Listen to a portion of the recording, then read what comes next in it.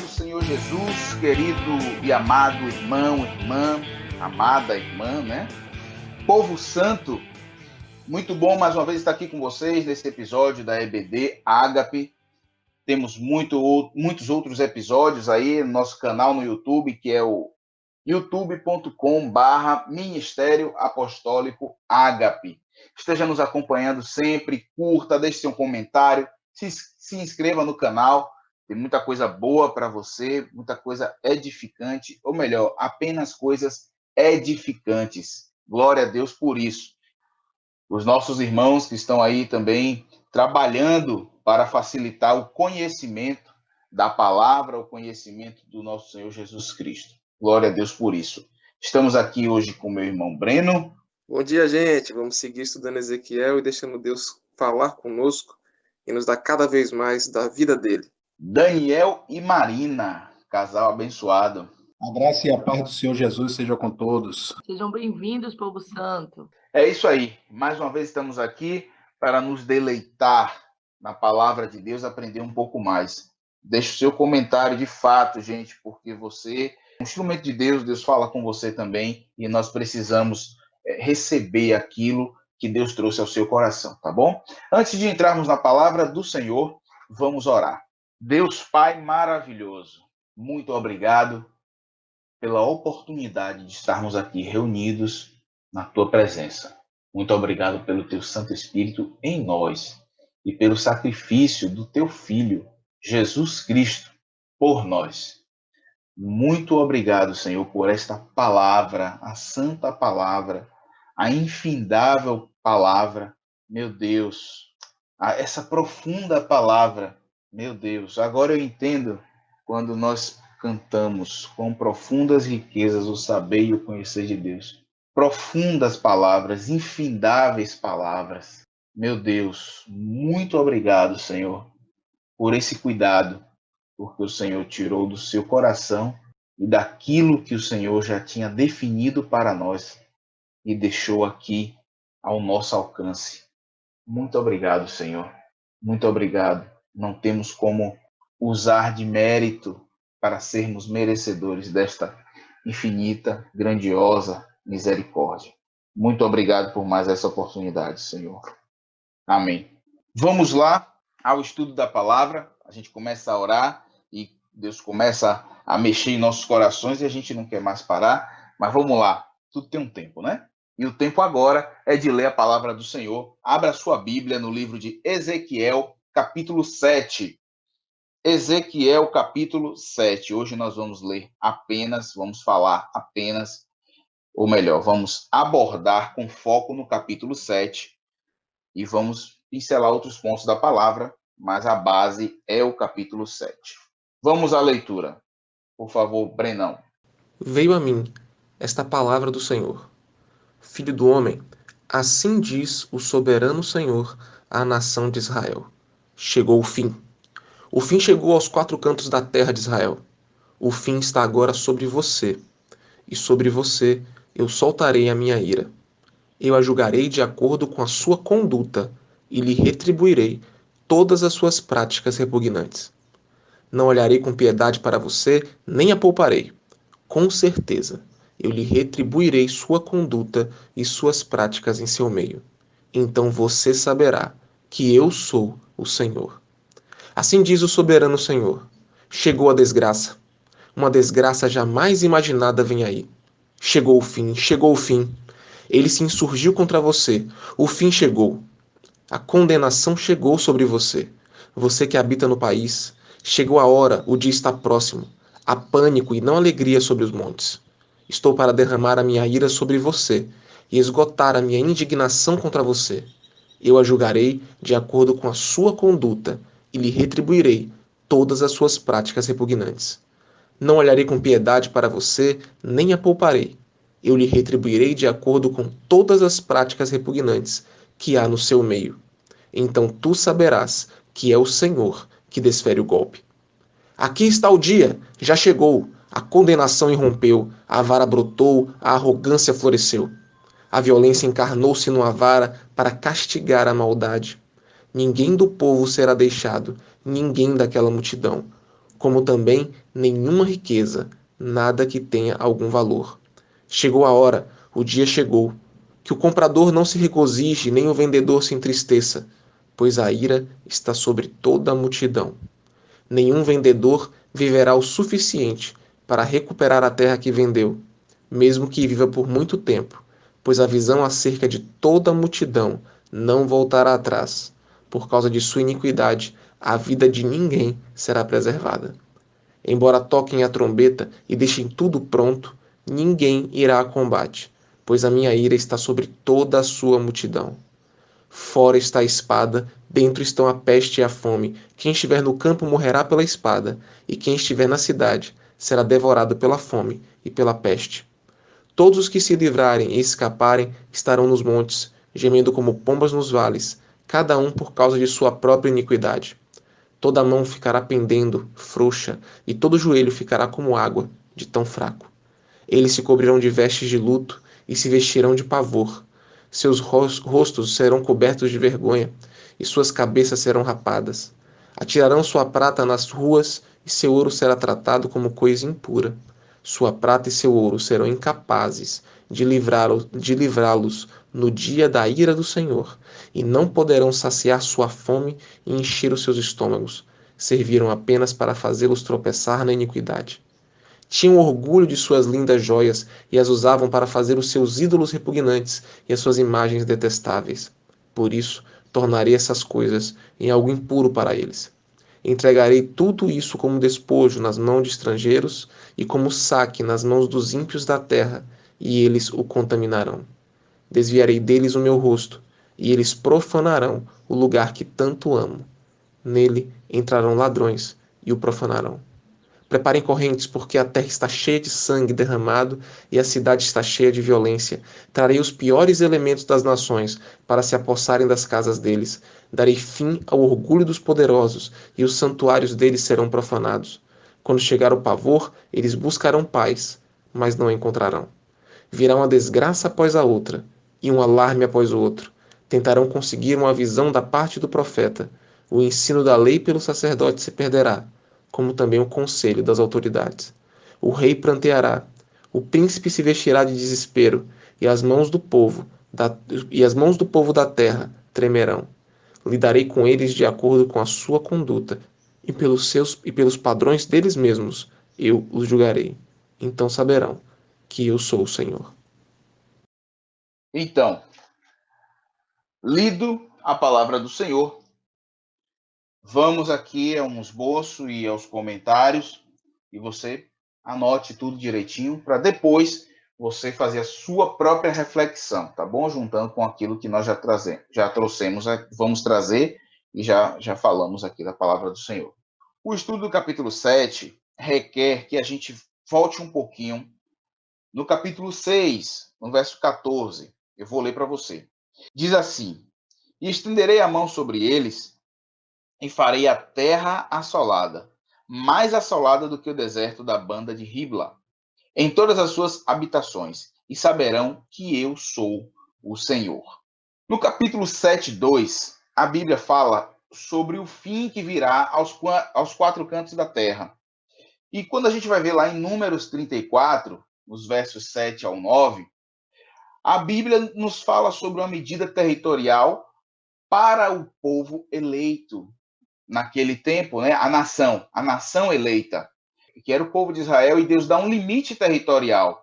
Essa pontuação deve ser feita porque quando a gente vem lendo o capítulo 7, na verdade o livro de Ezequiel ele é extremamente profundo, como eu falei aqui no início, né, do estudo de Ezequiel. Ezequiel 1 me faz sentir como se eu estivesse lendo Apocalipse. E essa linguagem aqui do capítulo 7, essa mensagem ela é apocalíptica, mas não somente para o fim de todas as coisas. Existe uma mensagem para um povo em um determinado momento, aqui no capítulo 7. Então, quando a Bíblia diz assim, farei a terra assolada, né, e fala aqui no capítulo 7, verso 2, vem o fim vem sobre os quatro cantos da terra. não necessariamente para o povo judeu aqui, era o fim da terra por completo. Existiam outras nações, existia aqui, por exemplo, como a gente já falou, era o apogeu do Império Babilônico, e o Império Babilônico não foi destruído, pelo contrário, ele foi usado para destruir o povo de Deus. O juízo para aquele povo, naquele momento, veio através do povo babilônico. Então você vê que não houve destruição da terra por completo. Muitas vezes isso acontece por uma tradução, né? Assim, a gente, para ter a Bíblia em português, ela passou por duas traduções. E isso pode mudar uma palavra ou outra, organização da frase, o que pode também trazer essa necessidade para o tradutor de mudança de palavra.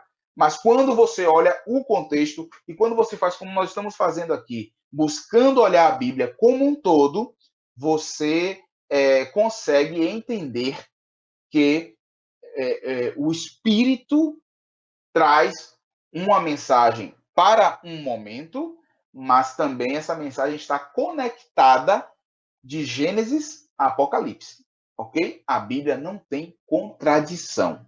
Não tem. Se você encontrar uma contradição bíblica, estude um pouco mais, traga aqui para a gente, e a gente vai se debruçar sobre isso, e a gente vai achar a coerência, a gente vai achar a ligação para que essa contradição momentânea na nossa mente ela seja eliminada, porque a Bíblia é um livro perfeito. Isso aqui saiu do coração de Deus para nós. Amém? Retomando, vamos pular aqui para o verso 7. Diz assim a palavra do Senhor: Venha a tua sentença, ó habitante da terra.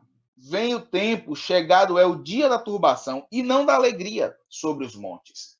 Mais uma vez, não devemos receber essa palavra profética buscando o entendimento, como muitos fazem, né, de querer entender tempos e eras, quando, né, é a primeira trombeta, a segunda, a última, enfim, ou quando será, quando foi, não sei, não sei. O que eu sei é que essa palavra, ela tem um cumprimento para um tempo e pode ter também o cumprimento em um tempo futuro. Quando eu digo essa palavra, não estou dizendo somente o capítulo 7, eu estou falando da Bíblia toda. Vamos lá. Quando a gente lê aqui no capítulo 7, o dia da turbação não está falando apenas do dia final. Existe um tempo presente, existiu, né, para eles, um tempo presente, onde esse juízo de Deus foi executado, essa turbação ocorreu.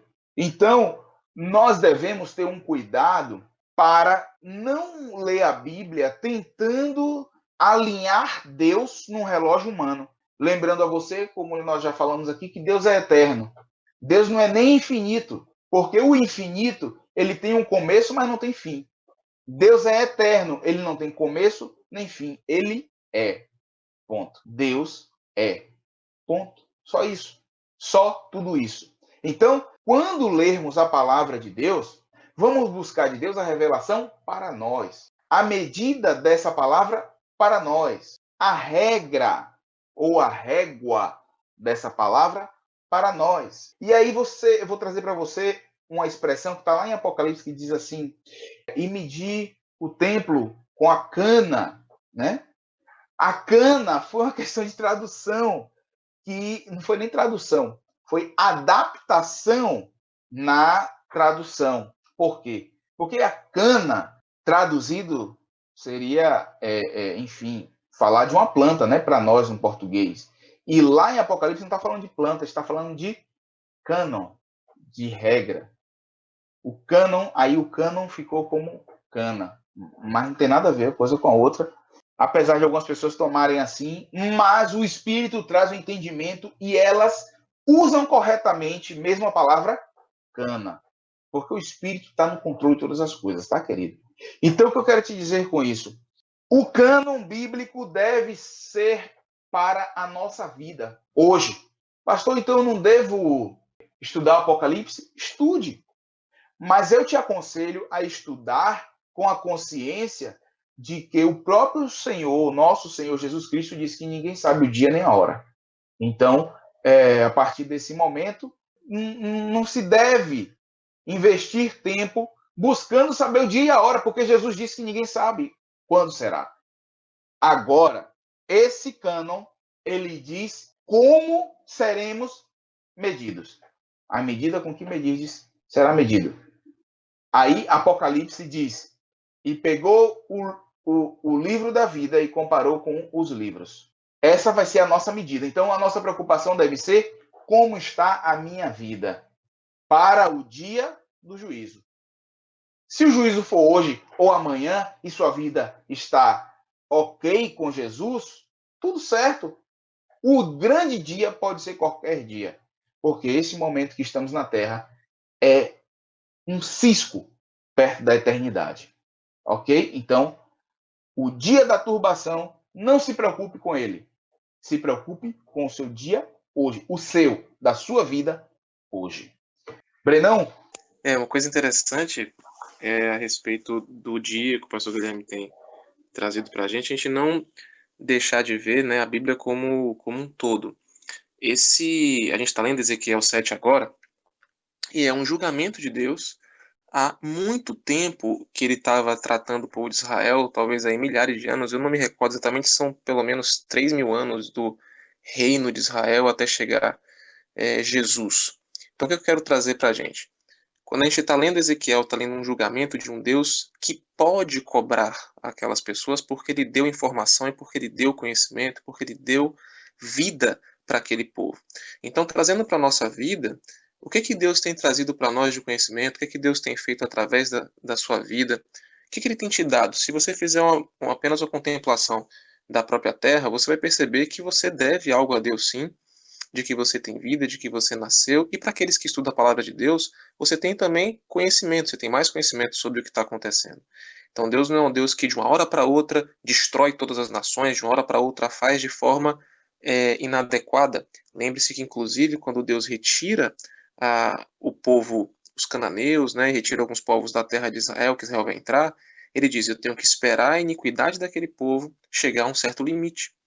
Então, que a gente sempre se lembre que Deus é um juiz justo.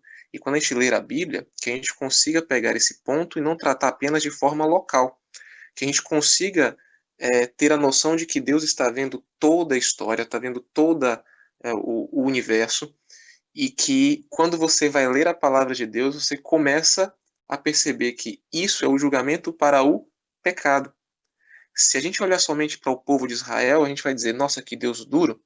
Mas se a gente lembrar qual o propósito de Israel, que Israel está ali no meio de nações que não conhecem a Deus, que o plano de Deus é resgatar as pessoas a terem vida plena com Ele, então você vai entender que Deus está julgando o pecado. A nossa escolha é se a gente quer ficar do lado do pecado, que destrói as pessoas e que Deus precisa julgar, precisa destruir, porque Deus quer que as pessoas tenham uma vida boa, ou se a gente vai ficar do lado de Deus. Muitas vezes não entendendo todo o processo, porque Deus tem uma mente que consegue governar o universo, a gente não. Mas confiando num Deus que é bom, num Deus de amor e acreditando que, inclusive, as pequenas tribulações que passamos na vida são belezas de um Deus que faz com que a palavra dele, o julgamento dele, seja como mel na nossa vida. Então, que essas leves e pequenas tribulações, elas não venham nos retirar do caminho, mas mostrar que nós somos fiéis, temos um coração fiel a Deus e que o servimos ainda quando as coisas apertam.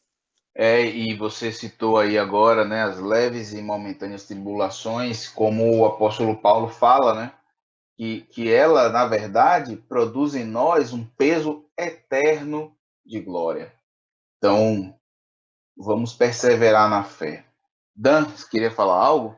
E só pegando o gancho do que você trouxe, o homem ele não precisa saber do fim, né? Ele não foi dado a ele o poder de saber o fim, porque ele poderia andar em iniquidade, se valer desse, entre aspas, benefício de saber do dia final, andar em iniquidade, né? E quando chegar faltando um dia, ele aí, não, me arrependo, amém. Só que aí o Senhor traz em Mateus 24, versículo 36, porém daquele dia e hora ninguém sabe, nem os anjos dos céus, nem o Filho, mas unicamente meu Pai. No 42, vigiai, pois, porque não sabeis a que hora há de vir o vosso Senhor. Mas considerai isto: se o pai de família soubesse a que vigília da noite havia de vir o ladrão, vigiaria e não deixaria que fosse arrombada a sua casa. Por isso, estai vós apercebidos também, porque o Filho do Homem há de vir a hora em que não penseis. Então, para que a gente ande em retidão todos os dias. Nem o Senhor sabe o dia, né? Mas temos que andar em retidão todos os dias, andar na palavra, buscar ao Senhor, porque a gente não sabe o dia de amanhã, a gente não sabe o fim, quando virá, e também não cabe a gente, muitas vezes, ficar pensando quando chegará o fim, porque está acontecendo tais sinais. Não, nem o Senhor sabe qual será o dia, e nem por isso a gente tem que deixar de viver em retidão. Isso é fundamental. A Bíblia traz, de Gênesis a Apocalipse, toda a instrução de como andar em retidão. E que assim seja em nossas vidas, que a gente ande verdadeiramente assim, nos caminhos do Senhor. É isso aí. Vamos andar por fé e não por vista, como deve ser, né? Todo justo. Ainda tratando do verso 7, vamos puxar aqui uma linhazinha para falar aqui, por exemplo, no livro de Obadias. O livro de Obadias, ele só tem um capítulo, é bem curtinho. Do verso 15 do livro de Obadias, ele traz uma coisa interessante. Está falando no livro de Obadias sobre o julgamento de Edom. Edom são os descendentes de Esaú, tá?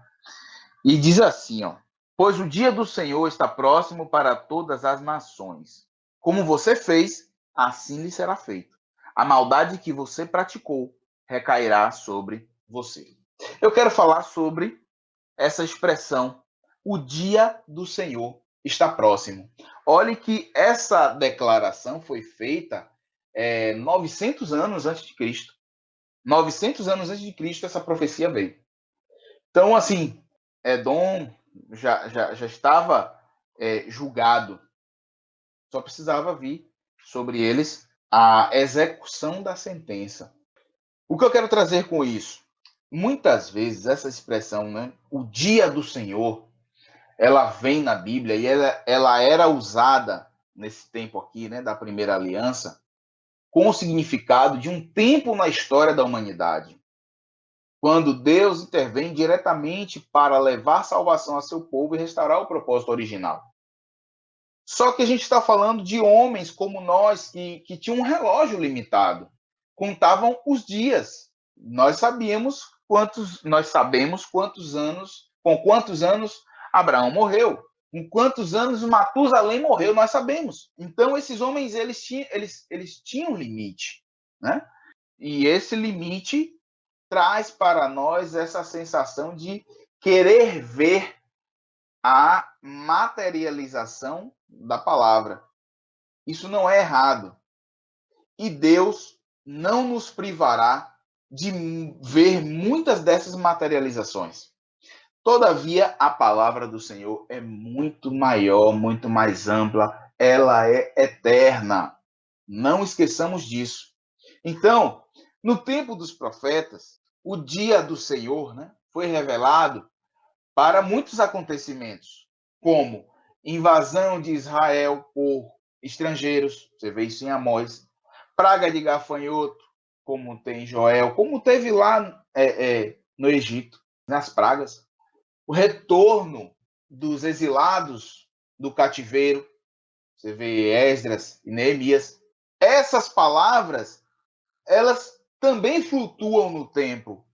E esse retorno de cativeiro falará também para nações futuras, depois de nós.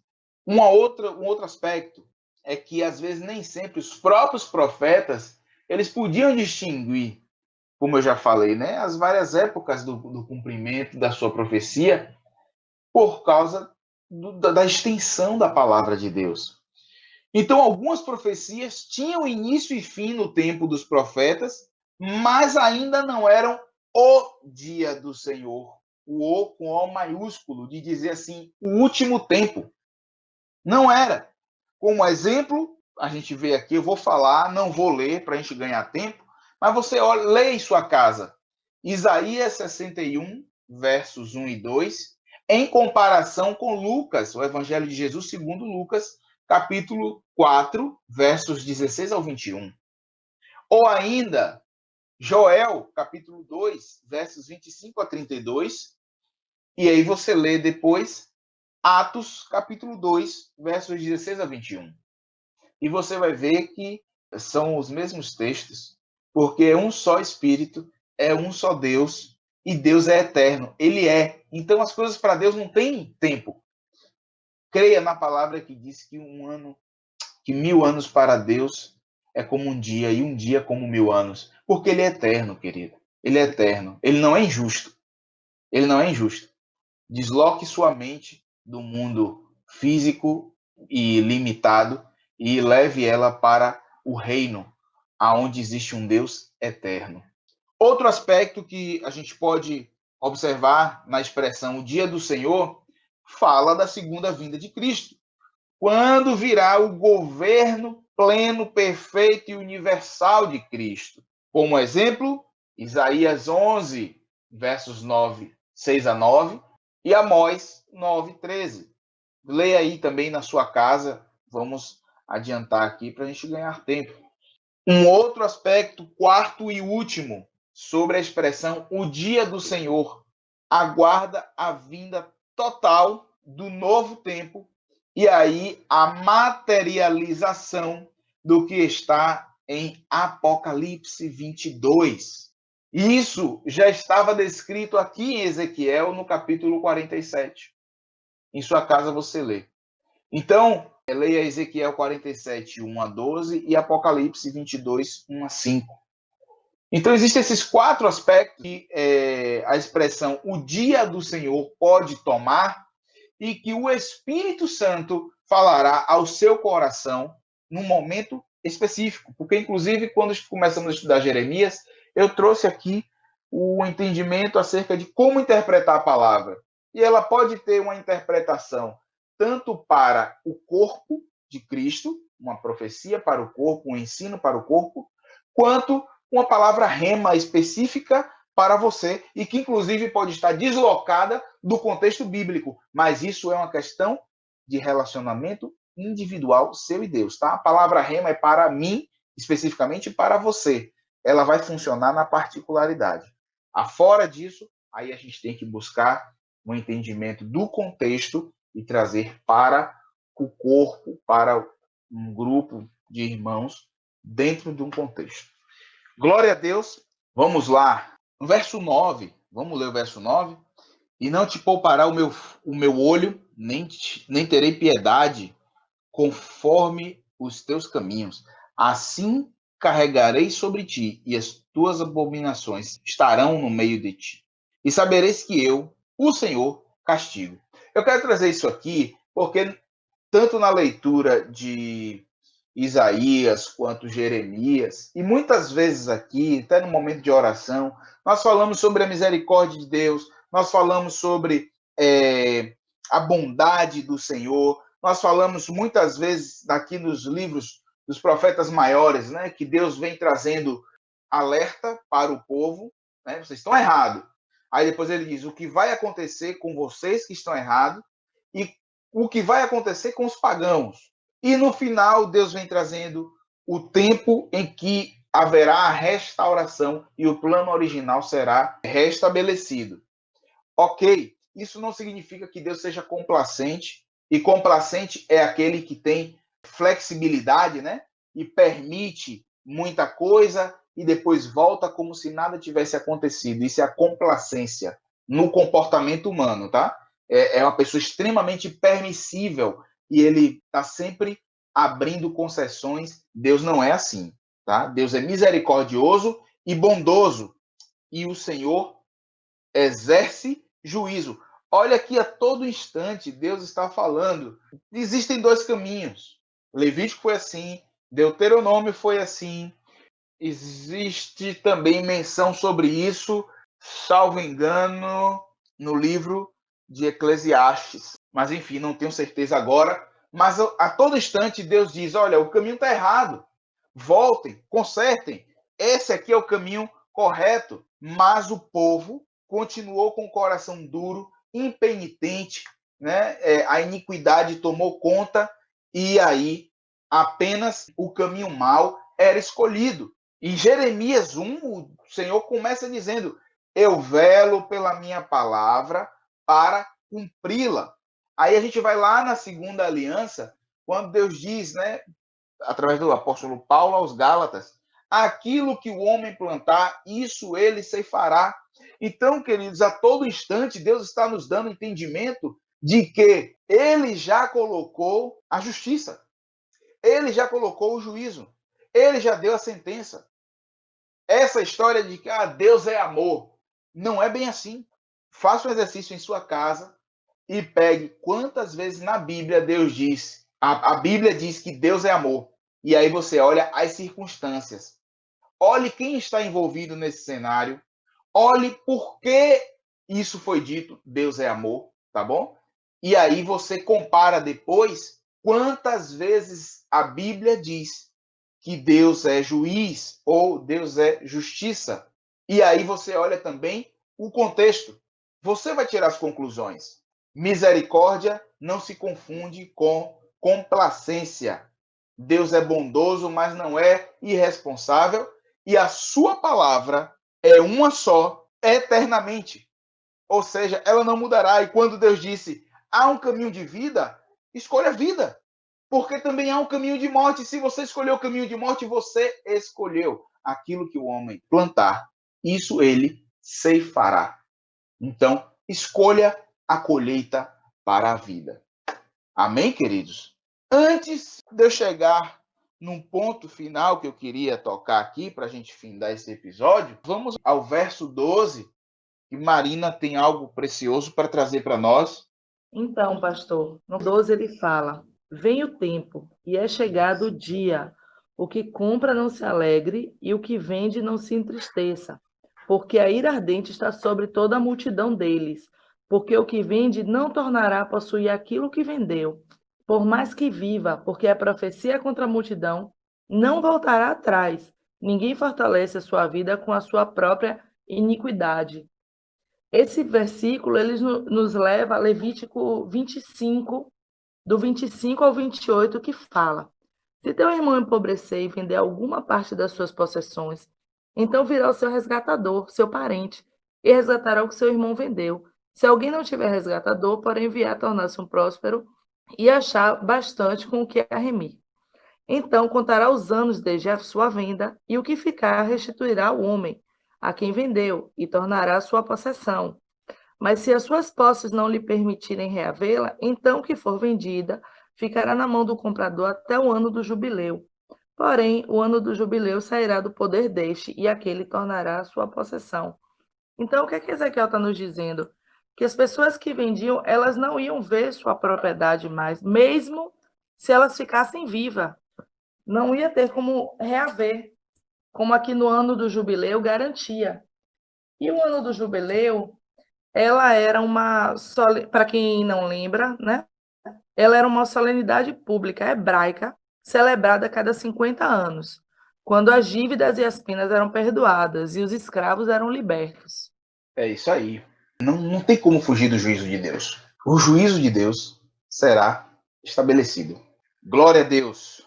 Queridos, vamos aos versos 26 e 27. A gente vai findar aqui hoje. E a palavra do Senhor diz assim: miséria sobre miséria virá, e se levantará rumor sobre rumor. Então buscarão do profeta uma visão, mas do sacerdote perecerá a lei e dos anciãos o conselho.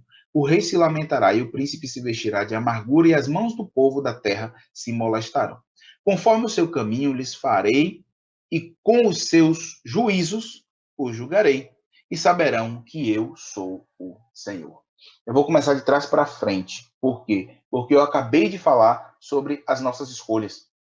E Deus está dizendo: conforme o seu caminho lhes farei. Não há injustiça nisso. Não há severidade nisso, queridos. Muito pelo contrário. Existe um nível aqui de retidão que nós, homens, não conseguimos alcançar. Porque, invariavelmente, em alguns momentos, a nossa alma grita e a gente deixa a retidão de lado e opta pelo sentimento. Mas Deus está dizendo: conforme o seu caminho lhes farei, e com os seus juízos o julgarei. Assim mesmo. Simples assim. E aí, no 26, vem essa palavra dizendo, né, que a miséria virá. Eles buscam um profeta para ter uma visão, mas do sacerdote perecerá a lei, dos anciãos o conselho. Houve um nível de corrupção tal, só lembrando a vocês, no livro das Crônicas, fala sobre Josias, né, quando estava restaurando o culto ao Senhor, e ele restaurou, né, primeiramente a celebração da Páscoa. Os sacerdotes acharam no templo o livro da lei. Olha só, e lá quando a gente estudou isso, eu falei, gente, olha que absurdo. Os sacerdotes acharam dentro do templo o livro que estava perdido, o livro da lei, dentro do templo perdido. Na verdade, ele não estava perdido, ele estava onde ele sempre esteve. As pessoas deixaram de usar. É o que está acontecendo aqui. Deixou-se de usar a lei, deixaram de visitar a lei, deixaram de ruminar esta lei. E aí não tem como ter profecia onde não há palavra, porque a palavra é o fundamento. A gente recebe a profecia como um norte, como um guia, como um sinal, mas o sedimento, o fundamento é a palavra de Deus. Os sacerdotes se afastaram da lei e aí os anciãos não tinham como aconselhar, porque todo o conselho era em cima da lei. E o profeta vai falar o quê num ambiente desse? Deus cala o profeta. E aí ele manda o profeta só com a palavra de juízo. Por quê? Porque o povo se afastou da lei. Vamos lá ao Evangelho de Jesus, segundo Mateus, no capítulo 5, quando o nosso Senhor Jesus Cristo diz: Não cuideis que vim destruir a lei ou os profetas. Não vim abrogar, mas cumprir. Abrogar significa cortar uma parte. Abrogar é cortar uma parte, derrogar é cortar tudo. Ok? Então Jesus diz: Eu não vim cortar uma parte, mas eu vim cumprir. Cumprir o quê? A lei e os profetas. Porque em verdade vos digo, verso 18, que até que o céu e a terra passem, nenhum jota ou um tio se omitirá da lei, sem que tudo seja cumprido. Um jota ou um tio eram as menores, vamos dizer assim, é como se fosse pontuação nossa, né? Mas assim, era um acento, era um sinal ortográfico, o menor sinal ortográfico na língua judaica. Então, nem esse menor sinal se omitirá da lei, sem que tudo seja cumprido. Qualquer, pois, que violar um destes menores mandamentos e assim ensinar aos homens, será chamado o menor no reino dos céus. Aquele, porém, que os cumprir e ensinar, será chamado grande no reino dos céus. Porque vos digo que, se a vossa justiça não exceder a dos escribas e fariseus, de modo nenhum entrareis no reino dos céus. Portanto, queridos, não vamos tomar a palavra de Deus para julgar os outros, para julgar o tempo, para julgar o que quer que seja, mas que tão somente julguemos a nós mesmos. Quando a Bíblia diz, através do apóstolo Paulo, que essa palavra é mais cortante, né, dizendo aos Coríntios, é mais cortante do que uma espada de dois gumes que penetra ao ponto de dividir alma e espírito e tal. Pá. Está falando da relação minha com a palavra de Deus.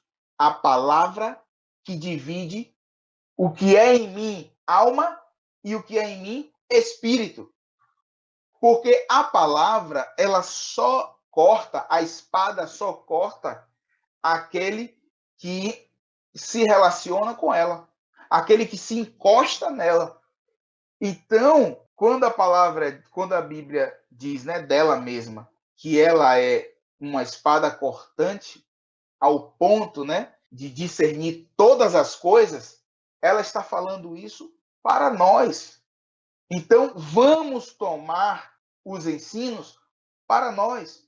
Esqueça o dia de amanhã, basta cada dia o seu mal. Viva hoje, em retidão hoje. É como o lema dos alcoólicos anônimos, né? Só por hoje. Então vamos nos preocupar com a retidão hoje. Vamos nos preocupar com o exercício da justiça de Deus em nós mesmos hoje.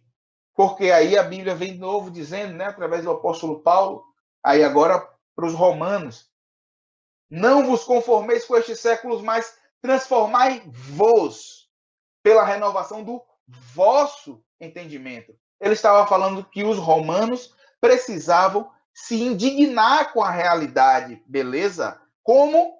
Transformando o próprio entendimento, porque quando eu sou uma pessoa melhor, o mundo está sendo transformado, porque eu estou no mundo.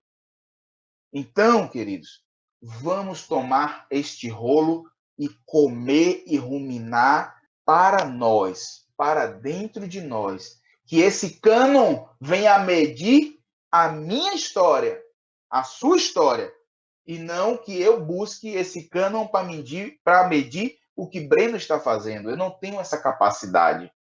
E também isso não foi dado a mim fazer. Eu não tenho como medir a vida de Daniel nem de Marina. Eu não tenho como medir a vida do meu líder espiritual, do meu apóstolo Eduardo Ribeiro, da minha apóstola Ada Ribeiro, nossos pais espirituais.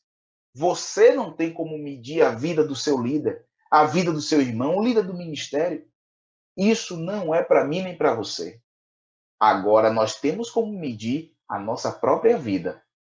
E na medida como medirmos, a nós, aos outros, seremos medidos. Pastor, você não acabou de dizer que não é para medir os outros?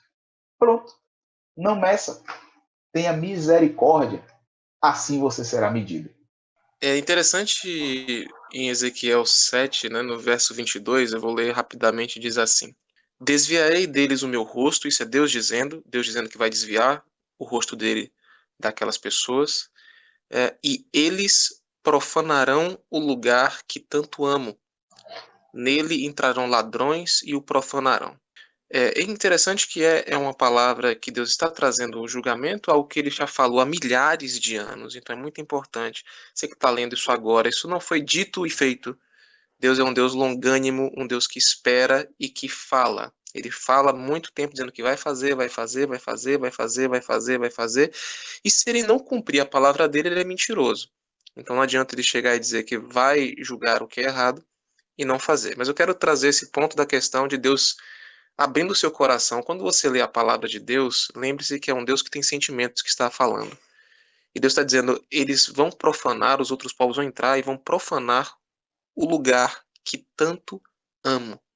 Isso não é só uma palavra de juízo. Isso é uma palavra de Deus dizendo, eu amo este lugar. E por que eu estou trazendo isso?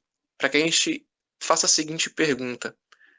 Eu amo a Deus o suficiente, ou amo as pessoas o suficiente, para odiar aquilo que faz mal às pessoas?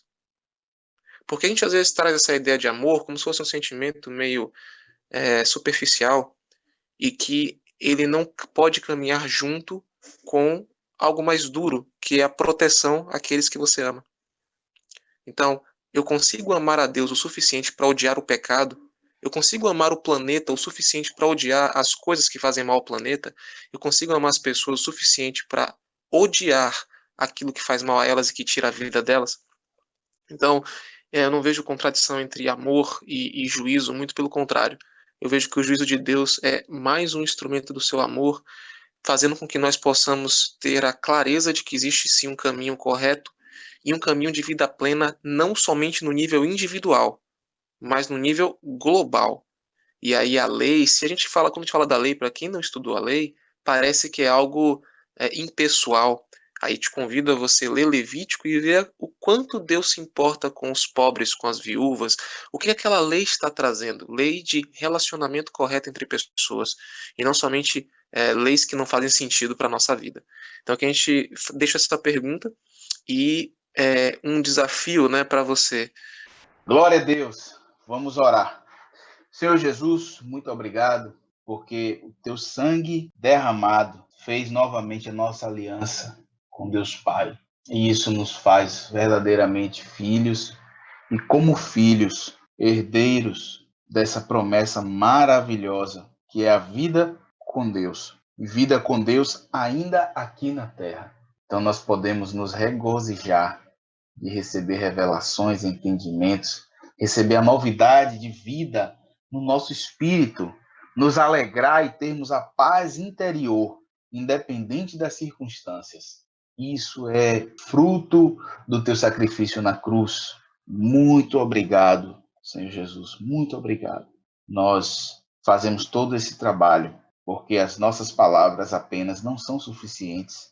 Nós sabemos também que o trabalho não será, mas é uma alegria para nós ter o privilégio de estar aqui colaborando com esta obra, colaborando para que outros alcancem aquilo que a gente está alcançando, para que o teu reino venha e entre em casas, entre nas famílias, no coração de cada um dos irmãos que nos ouvem. E nós somos privilegiados e poderíamos dizer aqui a todo instante muito obrigado, porque a nossa alegria e a nossa gratidão, ela nos levaria a isso. E apenas o muito obrigado não seria suficiente para externar o que está no nosso coração neste momento, mais uma vez. Também este muito obrigado nós sabemos que não tem como alcançar o teu sacrifício. Apenas colocando a nossa vida no altar, nós vamos fazer valer, nós vamos fazer cumprir o que verdadeiramente o Senhor buscou através daquele sacrifício, que são filhos redimidos, filhos de volta para o propósito, filhos de volta para o Pai. Muito obrigado. Que Deus te abençoe, querido irmão, querida irmã, e vamos lá, seguindo com Jesus Cristo.